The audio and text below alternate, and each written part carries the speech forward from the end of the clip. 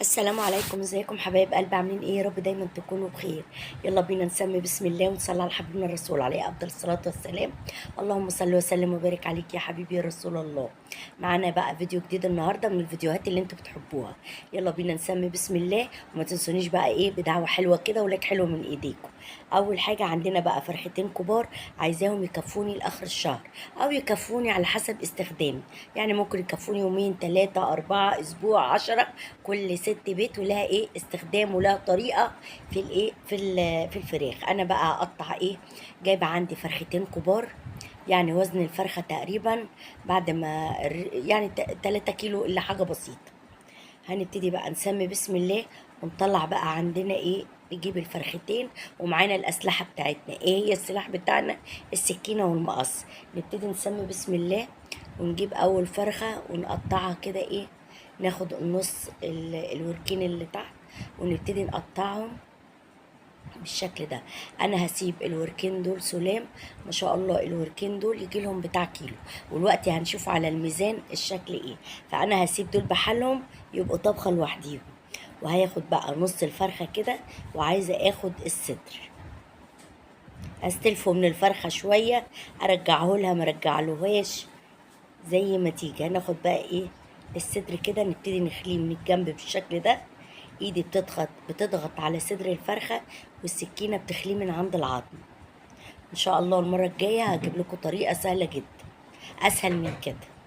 وابتدي بقى من عند العظم كده، سكينه تخبط في العظم وانا بمسك بقى اللحم لغايه ما اخلي الصدر عندي بالشكل ده.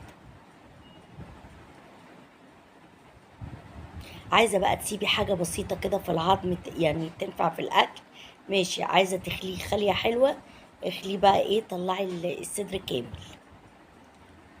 طبعا كل ما تعملي تمرين كده، لو انت مش بتخلي اول مره عايزه تجربي في الفراخ، يعني ايه، حاولي ان السكينه بتاعتك تبقى حاميه.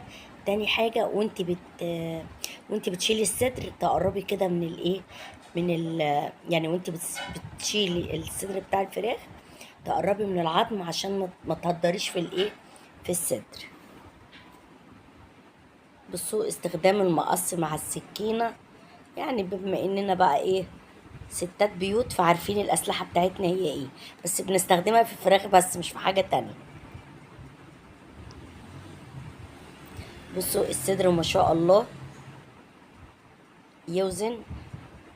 هحطه بقى على جنب وهنوزنه الوقت على الميزان.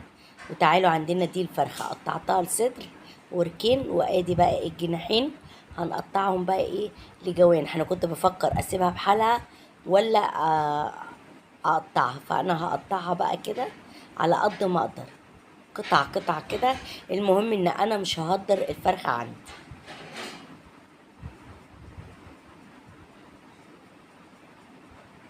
يعني دي بقى اوزعها ان انا بقى ايه ان شاء الله لو ليا العمر يكفوني ال10 ايام اللي باقيين من الايه، من الشهر. هتقولي طب والفرختين دول هيكفوكي؟ دول ايوه هيكفوني، وهتشوفوا كمان هنعمل معاهم ايه.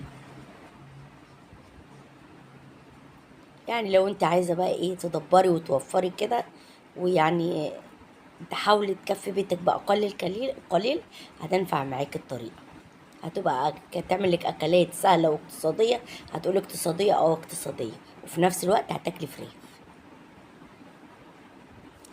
بصوا ما شاء الله ما بيكون حجم الفرخة كبير بتطلع معاكي حاجات كتير جدا على فكرة. يعني بدل ما تهدريها في يوم واحد، لا، وممكن بدل برضو ما تهدريها في يومين هتيجي معاكي بطريقة تانية ممكن تكفيكي 3 4 ايام. بس بيبقى حسب عدد الأسرة وحسب انت بتدي منابات ايه او الطريقة بتاعتك ايه في بيتك. هنبتدي بقى بعد كده نجيب الفرخة التانية ونبتدي بقى ايه ناخد الوراك. هنبتدي بقى نعمل ايه في الوركين، هنقطعهم لقطع. يعني هنقطع الدبابيس لوحديها بالشكل ده كده. وما شاء الله الدبوس حجمه حلو. وهنبتدي بعد كده ناخد بقى الفخدين بالشكل ده كده ونقطعهم على قد ما نقدر.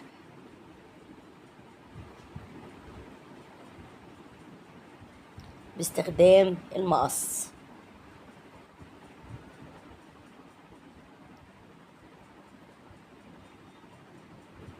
بس بيسهل معايا جدا جدا جدا.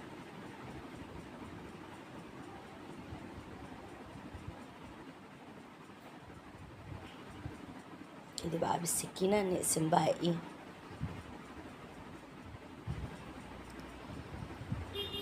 يا الله، اللهم صل وسلم وبارك عليك يا حبيبي يا رسول الله.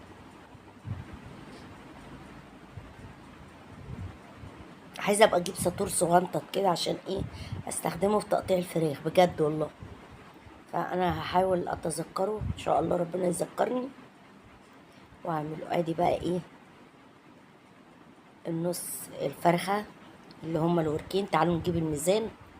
حاجه مبدئيه كده ان انا عايزه اقولك ان الوركين بس يعني ايه عاملين بس اللي هي نص الفرخه اللي هي الوراك بدون الصدر والجوانح. نشوفها على الميزان عامله لنا قد ايه. طبعا الميزان كده ايه مظبوط، مؤشر بتاعه. ناخد بقى الوركين نشوفهم وزنين قد ايه. وزنين عندنا كيلو اهو، كيلو شويه طابب كمان. خلاص كده يعني انا عايزه اقولك ان حجمهم يكفوا العيله ما شاء الله كامل. هنركن بقى الميزان كده على جنب. بعد كده هنخلي بقى الصدر التاني، وعايزين بقى نشوف الصدرين هيطلعوا معانا قد ايه. تعالوا نسمي بسم الله. اللهم صل وسلم وبارك عليك يا حبيبي يا رسول الله.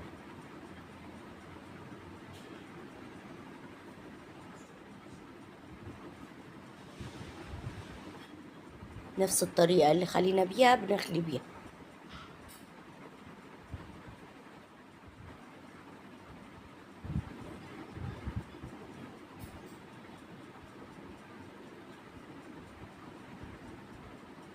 بالشكل ده اهو ما شاء الله. الصدر زي ما انتوا شايفين ما شاء الله مليان. وبيبقى لما بيبقى الصدر فيه مليان كده وحلو بيبقى فيه بركة جامدة جدا على فكرة. طلع لك بقى كمية بانيه حلوة، كمية شاورما. بالذات بقى ان انت داخلة على المدارس عايزة اكلات سريعة للولاد. سندوتش شاورما، سندوتش بانيه، ستريبس، تعملي كفتة فراخ. منفعة جدا جدا جدا وبيبقى حلوة قوي. تعالوا بقى نشوف بقى الصدرين عندنا يكفوا قد ايه. ادي الميزان. ادي بصي كيلو الا شوية. تعالوا نحط التاني اهو. بصي الميزان ما شاء الله المؤشر على 800 جرام. هنبتدي نحط التاني. جايب لي كام؟ جايب لي كيلو 600 جرام، يعني كيلو ونص و100 جرام كمان. مقرب اهو على الاتنين كيلو. زي ما انتوا شايفين ما شاء الله كمية بانيه حلوة تكفي 3 اكلات وممكن 4 اكلات كمان.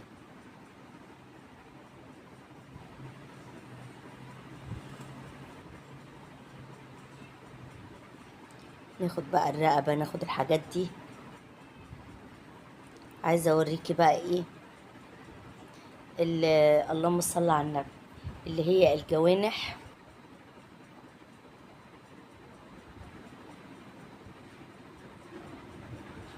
انا هنا لخبطت، بدل ما احط الجوانح بس حطيت الجوانح مع الوراك. فانا قلت الله امال فين الوراك. انا كنت عايزه اوزنلك بس الرقبه بالجوانح جايبين وزن قد ايه.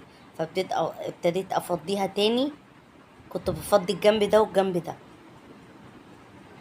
يعني عايزه اطلع القطع اللي هي الايه الوراك.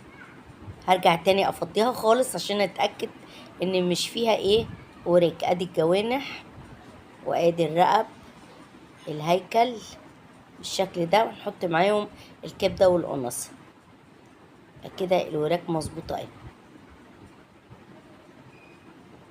تعالوا بقى نشوف وزنهم قد ايه. وزنهم كيلو 600 جرام، وكيلو 600 جرام بانيه يبقى كام؟ يبقى 3 اللهم صل على النبي 3 كيلو و200 جرام، يعني داخلين على 3 كيلو ونص. انا عايزه اقول لك ده ميزان بسيط كده للايه، عشان بتعرفي انت بتعملي مثلا في الوجبه قد ايه. ادي عندنا بقى الوراك كلها اهي، دول سايبينهم بحالهم. نعملهم بقى صينيه بطاطس 2 كيلو زي ما انتوا شايفين كده، مع الحاجه حاجه كده زي العسل. يعني دول 2 كيلو وراك لعيلة ممكن تاخدها في يوم واحد، لأفراد بسيطة ممكن تاخدها على يومين، أفراد أقل كمان ممكن 3 أيام. فاحنا بنقول عدد يعني بعدد أفراد الأسرة، ما أقدرش أتحكم كل أسرة بتستخدم إيه. وفي أسرة ممكن ربع صدر يكفيها، فدي بتبقى ايه تقطيعة الفراخ ترجع. خدنا بقى الفراخ غسلناها ونضفناها لانها في البداية ما كانتش مغسولة. غسلناها بقى غسلة حلوة كده، حطيت عليها شوية طحينة وليمون وايه ودقيق، وغسلتها غسلة حلوة. حتى التشميرة بتاعت الكمر بقى كنت بعد هنبتدي بقى ناخد الصدر بالشكل ده، هقطعه لجزئين. ايه هما؟ هعمل جزء شاورما وجزء بانيه، والاغلبيه هتبقى بانيه، والحاجات بقى ايه يعني اخد تقريبا بتاع كيلو بانيه وال 600 جرام اعملهم شاورما. يبقى كده انا استنفعت من الفرختين ولا لا؟ عايزاكم تكتبوا لي في التعليقات هل الفيديوهات دي بتعجبكم ولا ما بتعجبكوش. يعني انا كده جبت الفرختين استفدت منهم كتير.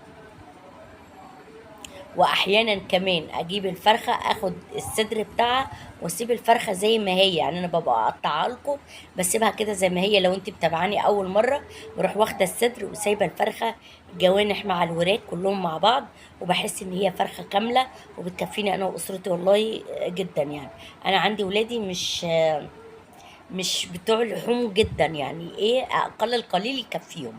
الحمد لله على نعمه ربنا. هنا بقى بقطع الايه الصدر البانيه، والجزء اللي انا حطيته على جنب ده هقطعه لشاورما. عايزه بقى ايه تطلعي البانيه معاكي مظبوط، ممكن تاخدي صدر الفراخ وتحطيه في الفريزر شويه، بس اهم حاجه السكينه بتاعتك تبقى حاميه. بس بتلاقي القطعه كده ما شاء الله بتطلع معاكي كويسه جدا. عايزه اقولك بقى ان ما شاء الله من فرختين عملنا كميه حلوه جدا جدا.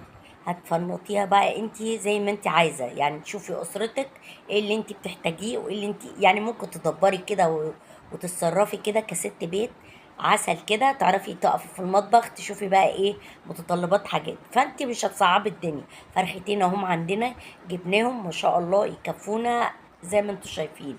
انت بقى كل ست بيت بتقدر تنظم حياتها وتقدر بقى ايه عارفه الوجبات اللي هي تعملها. بالنسبه لي عاملين لي ما شاء الله كميه حلوه جدا ينفعوني. بعد كده بقى هفنطهم واحطهم في الفريزر. وتعالوا بقى نصلي على الحبيب، اللهم صل وسلم وبارك عليك يا حبيبي يا رسول الله، ونعمل الغدا مع بعض. طبعا بما اني وقفت بقى على الفراخ غسلتهم وقطعتهم وفرستهم فبياخدوا وقت، فقلت بقى غدا سريع، قلت اعمل لهم حواوشي النهارده. عندي بقى كيلو الا ربع مفروم، حطيت عليه كيلو وربع من البصل. يعني انا بحط على ال2 كيلو اللهم صل على النبي حفلة اهو. بحط على كيلو اللحمة المفروم يعني تقريبا كيلو ونص من البصل. فدوت كيلو الا ربع مفروم حطيت عليه كيلو وربع بصل. ما شاء الله بيعمل كمية حلوة جدا. ما بحبش بقى احط اضافات بقى بطاطس لا جزر لا، انا عايزة اكل طعم الحواوشي. بيبقى فيه نسبة من الدهن. حطيت له بقى التتبيلة فلفل اسود بس عشان والدتي موجودة عندي ومبتحبش التوابل المختلفة. وحطيت معلقة من الفلفل الحراق وسبت الباقي هبقى احطه على وش السندوتشات للي عايزه حراق اكتر. وحطيت بقى كمية الملح لان عندي الوالدة يعني مش بتحب البهارات الكتير على اللحوم، فانا بقى مرضتش ايه ازعلها وعملت بقى ايه حطيت بس فلفل اسود. المهم بقى ابتديت اجمع كده البصل مع اللحمة المفرومة تاكلي معاه احلى حواوشي. ممكن بقى لو عندك فلفل احمر كمان، وتضيفي بقى شوية توم باودر بصل باودر بهارات حواوشي، هيبقى في منتهى الجميل. ابتديت برضو عايزين اللهم صل على النبي عايزين الحواوشي يبقى مقرمش، فمرضتش اعمل العيش كامل زي كل مرة. ابتديت اقسمه كده واخد بقى جزء كده كبشة كده بايدي من اللحمة واحطها.